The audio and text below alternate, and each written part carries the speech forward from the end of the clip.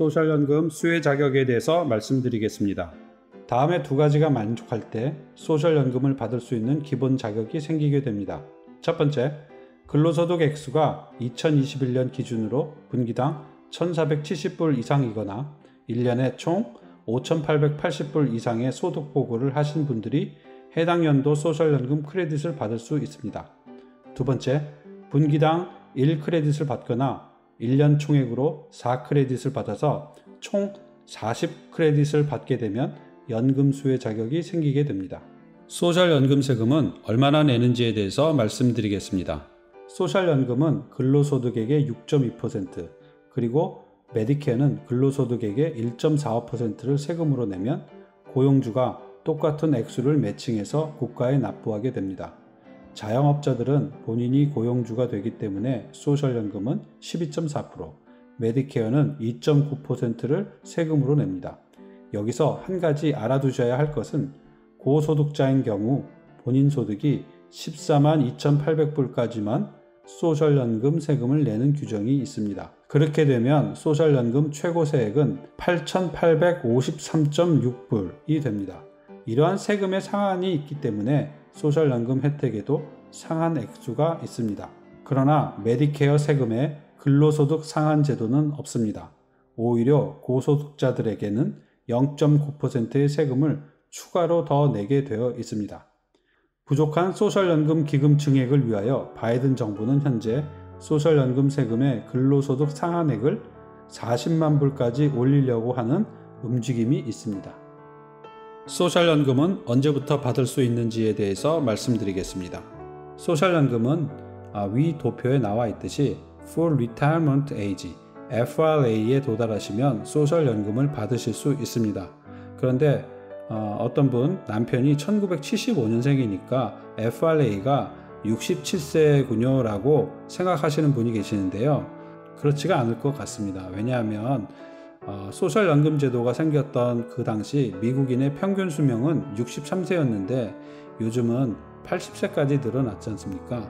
그래서 위 도표에 나와 있는 대로 FRA가 점점 늦춰지고 있는 경향이 있습니다. 그래서 1975년생인 경우에는 앞으로 좀 더 늦춰질 가능성이 있다고 생각이 됩니다. 또한 FRA가 66세이지만 62세부터 소셜연금을 신청해 받으실 수 있고 연금 인출 시기를 70세까지도 늦출 수가 있습니다. 위 그림에 나와 있듯이 61세부터 만약에 받으시게 되면 FRA 때 받으실 수 있는 월 금액, 그것을 Primary Insurance Amount PIA라고 하는데요. 이 PIA보다는 적게 받으시게 되고 70세까지 늦추시게 되면 받는 액수가 더 늘어나게 되어 있습니다. 근로소득이 있어도 소셜연금을 신청할 수 있는지에 대해서 말씀드리도록 하겠습니다. 네, 신청할 수 있습니다. 그러나 FRA에 태어난 달까지는 다음과 같은 수령금액에 제한이 있습니다. 첫 번째, 내가 만약 FRA에 도달하지 않았는데 연금 신청을 하게 되면 근로소득이 연 18,960불 이하까지는 상관이 없고요. 그 이상이 되면 초과액 2불당 받는 액수는 1불씩 감소합니다.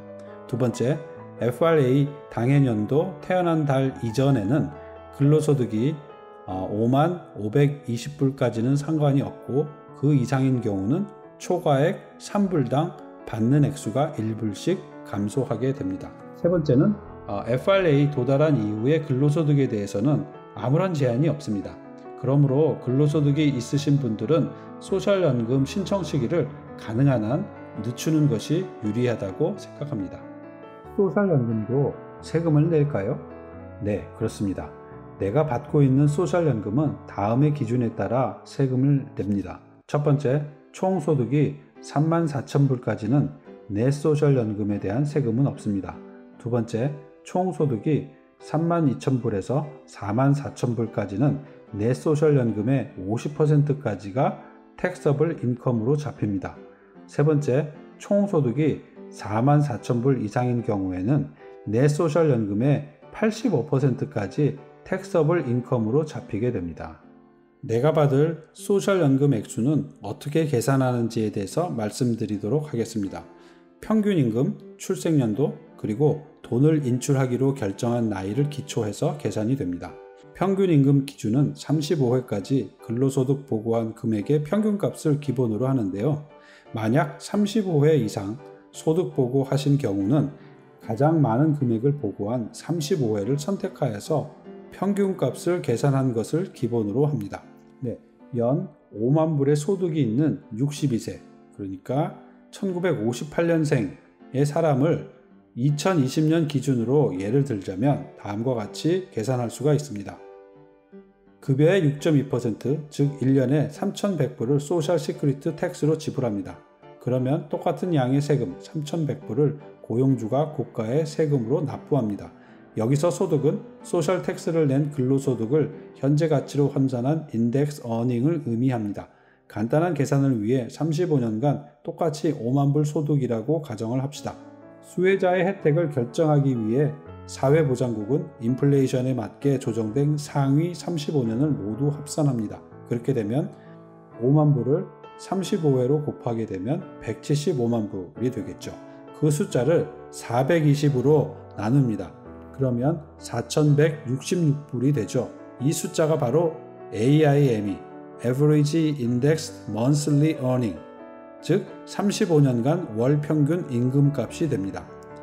수혜자의 월 수령의 계산은 밴드 포인트 방정식에 의해서 결정됩니다. 이것은 저임금 퇴직자들에게는 좀 더 많은 혜택을 주기 위해 고안한 방정식입니다.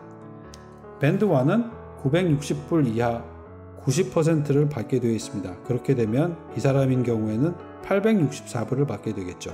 밴드 2는 960불에서 5,785불까지인데요.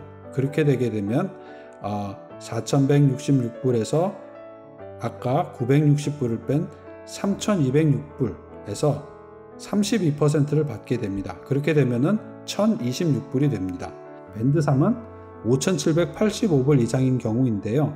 연소득이 5만 불인 수령자는 이 영역에 해당 사항이 없게 됩니다.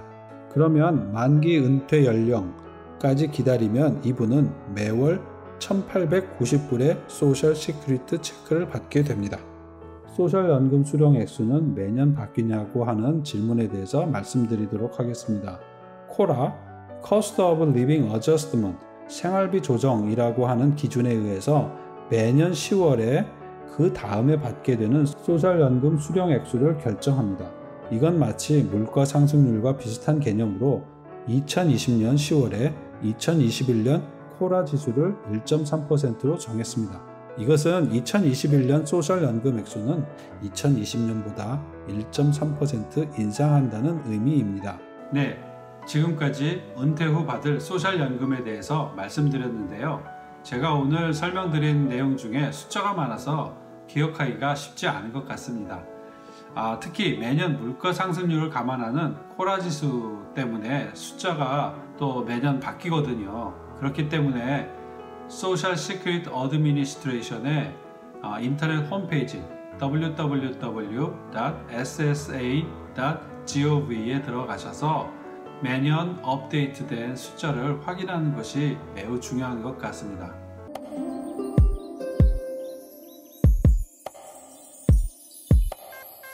안녕하세요. 미국 재정가이 데니얼입니다.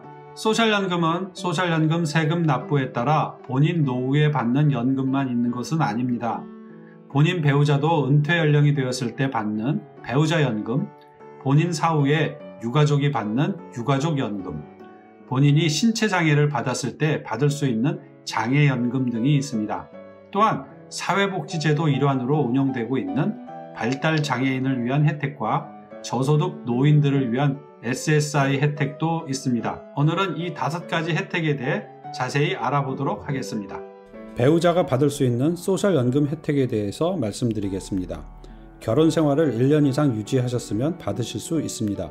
본인의 소셜연금 세금 납부로 받을 수 있는 연금 혜택과 배우자 연금 혜택 중 많이 받을 수 있는 옵션을 선택합니다. 배우자 연금 혜택을 받으시려면 나이가 최소 60 이상이 되셔야 되는데요. 본인의 FRA 이전에 신청하셨으면 위 그림처럼 제한적으로 받게 됩니다. 배우자와 이혼한 경우에는 어떻게 되는지 말씀드리겠습니다. 전 배우자와 10년 이상 결혼 상태를 유지하셨고 본인이 재혼하지 않으셨으면 배우자 연금 혜택을 받을 수 있습니다. 이것은 전 배우자의 재혼 여부와는 상관이 없습니다. 그리고 물론 본인 연금 혜택이 더 많으시면 선택하지 않으실 수 있습니다. 또한 전 배우자가 사망하면 미망인이 받을 수 있는 수령 금액으로 전환됩니다. 배우자가 사망하여서 남은 유가족이 받을 수 있는 혜택에 대해서 말씀드리겠습니다. 수령자가 사망한 배우자와 9개월 이상의 결혼 상태를 유지하였고 또 60세까지 재혼하지 않은 경우에는 받을 수 있습니다. 미망인 수혜 조건에서 조기 수령 나이는 62세가 아니라 60세입니다.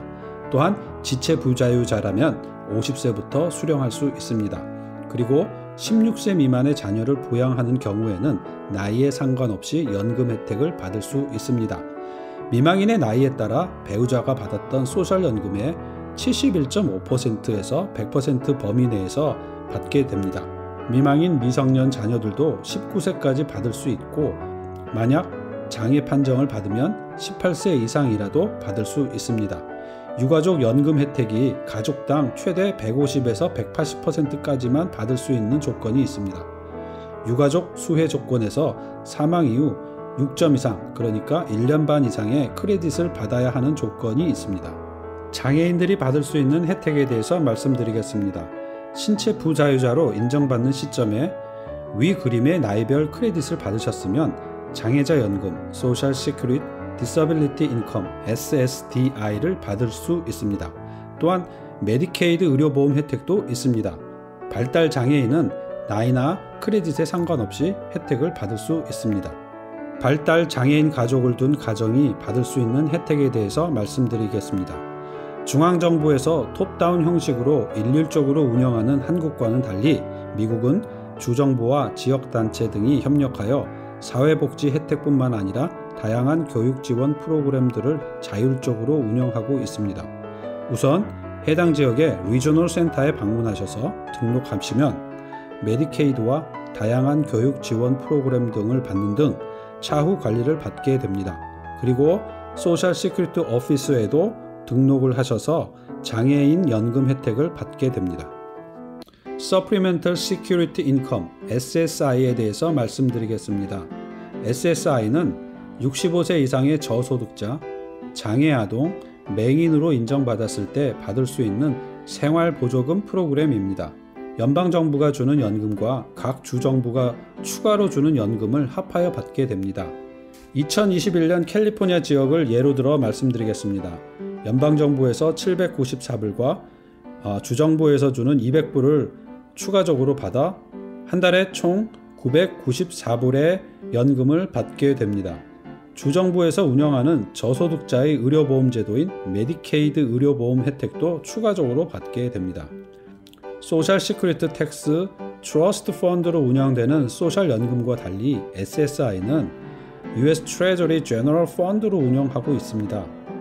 소셜연금은 납세자의 권리로 받는 것이지만 SSI는 저소득 노인들에게 주는 국가의 특별 정책이므로 국가의 정책과 상황 변동에 따라 매우 유동적인 복지 혜택임을 아셔야 합니다. 그래서 SSI는 지금까지 제가 말씀드린 다른 사회보장제도와는 차이가 좀 납니다.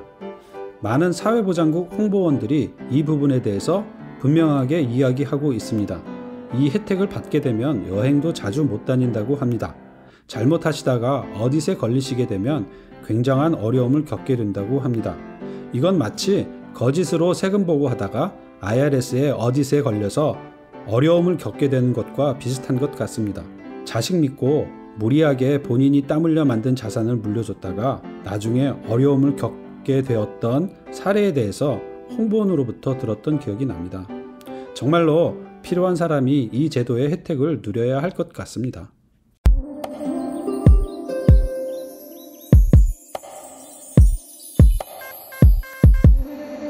안녕하세요. 미국 재정가의 데니얼입니다.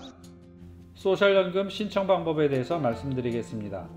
예전에는 가까운 소셜 오피스에 직접 방문하셔서 알아봐야 했었는데 요즘엔 온라인으로 대부분 확인할 수 있게 되었습니다. 소셜연금 홈페이지 www.ssa.gov 들어가셔서 본인의 어카운트를 만든 후 로그인해서 들어가시면 본인의 소셜연금 상황을 확인할 수 있습니다.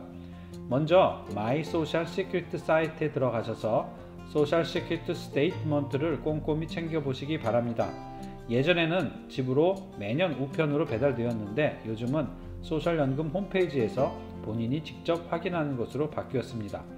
여기에는 은퇴 연령대의 예상연금 액수와 장애연금, 그리고 유족연금, 255불의 데스 베네핏, 그리고 메디케어 혜택에 대한 정보가 나옵니다. 뒷장에는 본인이 그동안 세금 보고한 근로소득 액수가 나오므로 꼼꼼히 챙겨보시기 바랍니다. 이 외에도 각종 사회보장 혜택과 은퇴 플랜에 관련된 유익한 자료들이 많이 있습니다.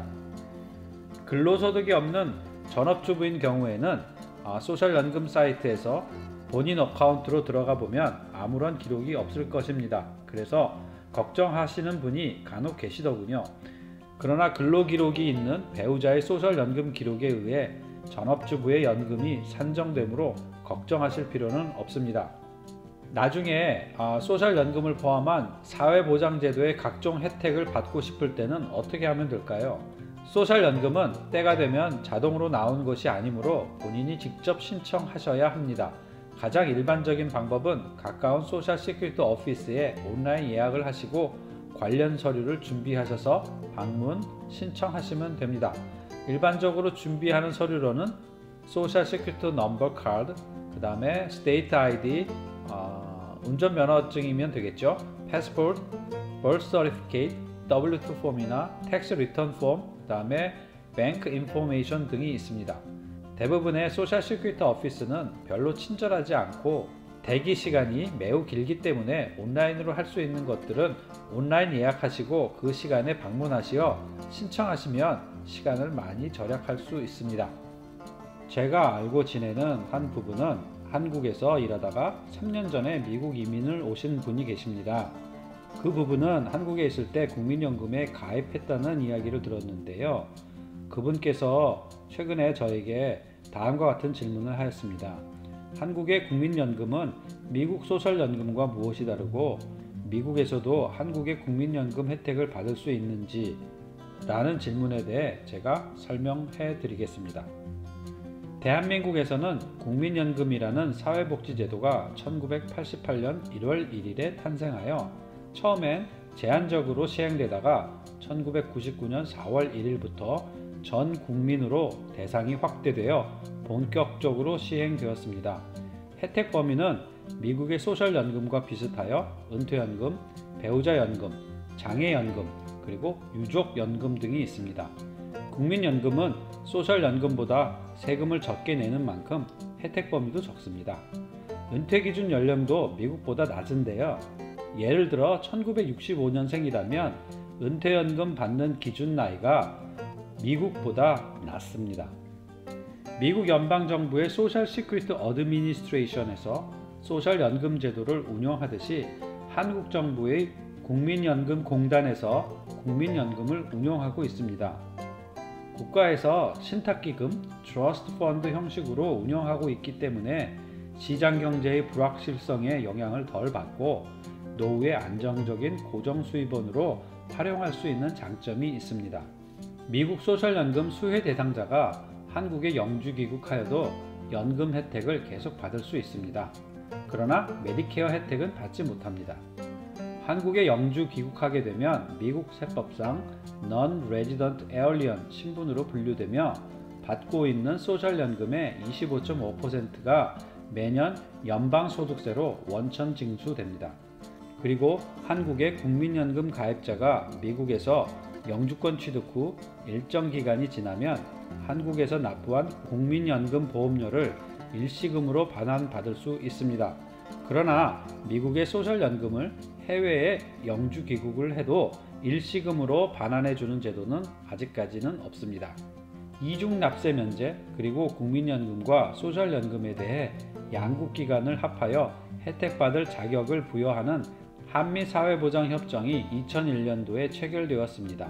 이로 인해 미국의 파견 근로자, 주재원, 연수자들은 미국의 소셜연금과 메디케어 세금 납부 의무가 없어졌습니다. 한국에서 국민연금 가입 기간이 1.5년이 지나고 미국에서 소셜연금 6 크레딧 이상 받게 되면 이 협정의 혜택을 받게 되어서 한국 국민연금과 미국 소셜연금 혜택을 연계해서 동시에 받을 수 있는 자격이 생깁니다. 이 협정에는 한국의 공무원, 군인, 사학연금은 포함되어 있지 않습니다.